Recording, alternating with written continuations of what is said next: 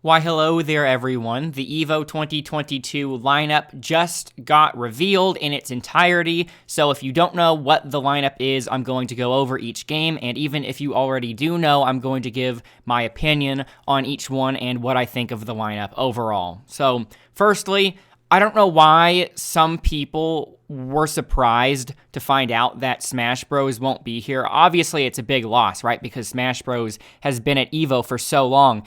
But literally, we knew that Smash wouldn't be here ever since Sony bought EVO. It was all but confirmed then. So, anybody that was expecting Smash, I'm sorry, but there was a 0% chance that was going to happen.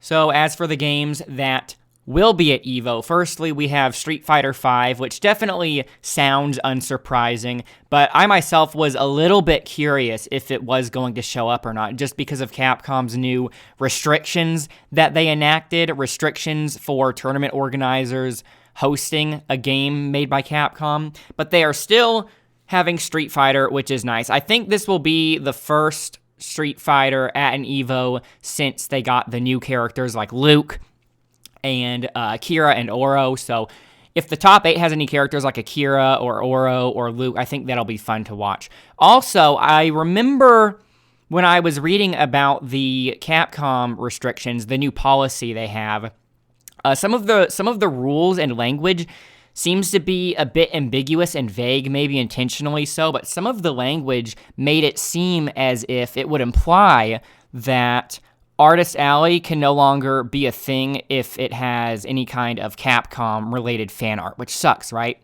However, despite that, they did confirm that EVO did confirm that they will be having an Artist Alley, so I don't know if they're just going to have to make sure that they don't sell anything Capcom-related, but even if they did have to abide by that rule, I don't know how Capcom would ever enforce it, because there's going to be a lot of different stuff being sold at Artist Alley, right? If there's one stand that's selling Capcom fan art amongst other things, I don't know if anyone would ever really find out.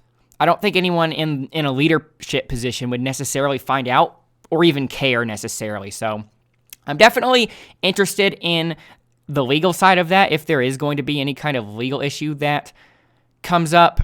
I just wanted to point that out because I haven't heard anyone else talk about that yet. Anyways, the next game is Guilty Gear Strive. That is unsurprising. It is still a pretty new game, and it has a relatively big player base. So the next one after that is MK11. At first, I was a little surprised to see MK11, but the more I thought about it, it is the most recent NRS game, so I guess for the time being, it is still the premier NRS game, even though I'm still waiting for NRS's next announcement. I thought we were going to get the next NRS announcement at the Game Awards last year, but lo and behold, we did not. And according to their patterns, the next game would be Injustice 3, right? But there was a recent interview with Ed Boon in which he basically confirmed that the next game is not going to be Injustice 3, meaning it'll have to be either MK12, which I don't want. Well, I obviously do want MK12, right? But I don't want them to make MK12 until their game design philosophy has significantly changed since MK11. I want there to be some kind of buffer game in between, and the heavily rumored Marvel fighting game could be it. Anyways, the next game is a staple. It's Tekken 7. How many years has Tekken 7 been at EVO? It has to be some kind of record, right? The game that's been at EVO the longest, it has to be either Tekken 7 or Smash Bros. Melee, right? Nextly, this is my favorite inclusion for EVO 2022, and that's King of Fighters 15, which makes a lot of sense because it just recently came out, and it's a great game, and I'm very much looking forward to watching this because I've been having a lot of fun playing it myself on my live streams, and so I'm also very curious to see who's going to make top 8 because, relatively speaking, compared to other fighting games at launch, King of Fighters 15 definitely does feel very balanced, and every character on the roster definitely feels viable in their own way. However, very recently have pro players sort of began to talk about who they think are the best characters, and I'm seeing a lot of Vanessa, Ralph, Terry. Vanessa, Ralph, Terry seems to be the premier team composition at high-level play, but I don't think it's necessarily because they're overpowered or broken. They're definitely not broken, and I don't really think they're overpowered either. It's just that all three of them are very good, and so obviously pro players are going to gravitate towards the characters who can win the most consistently and reliably, and I think that's why we're seeing a lot of Vanessa, Ralph, and Terry, but even so, I don't think that all of the top 8s are going to be Vanessa, Ralph, Terry, so I'm very curious, very excited to see what kind of character variety we do get. The 6th game to be included at EVO 2022's lineup is Melty Blood. I know Melty Blood has a very dedicated fan base. However, I really don't care about that game at all, but I'm happy for the people who are interested in that. And it also serves as the archetype for the premier anime fighter for this year. Although the next game actually is based on an actual anime, that's Dragon Ball Fighterz.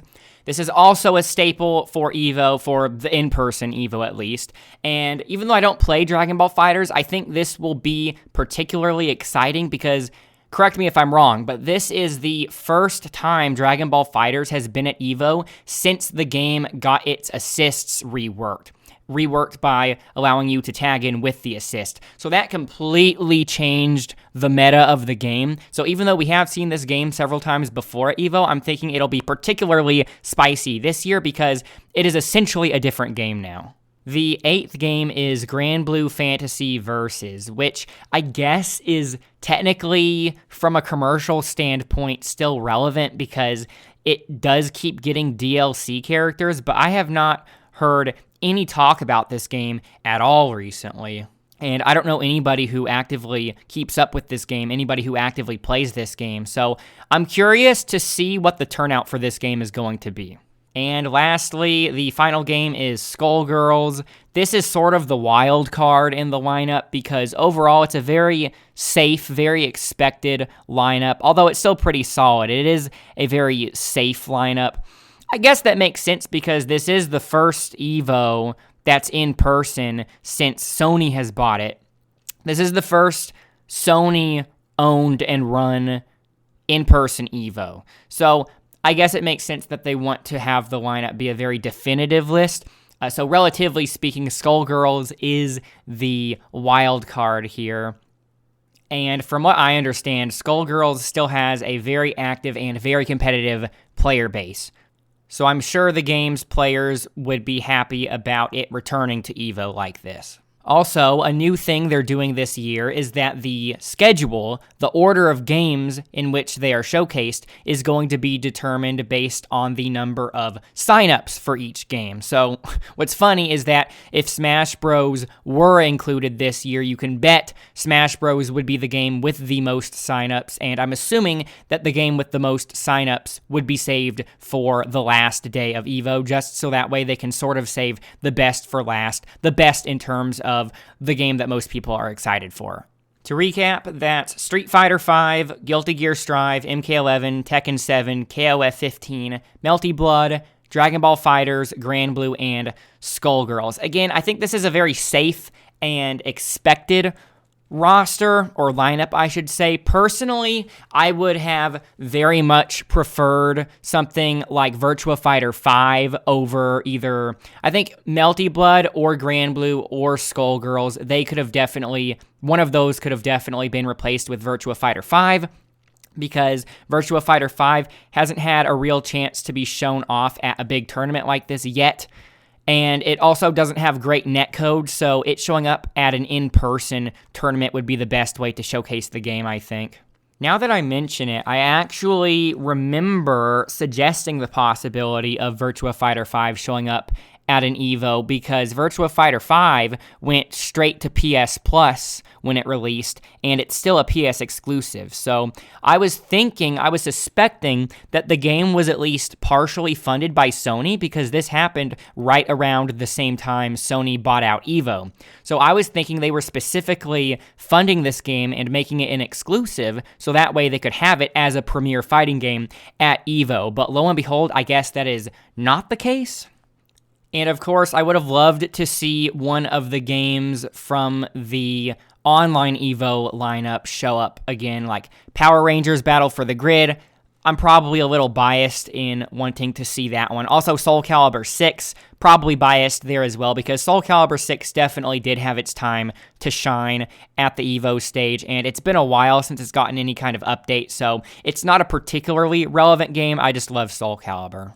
However, the biggest upset for this year's EVO lineup, and I'm sure you guys would agree with me on this one, the biggest upset for this year's EVO lineup is that we don't get to finally see the MVC2 tournament that we were promised at the last in-person EVO before the whole thing got canceled.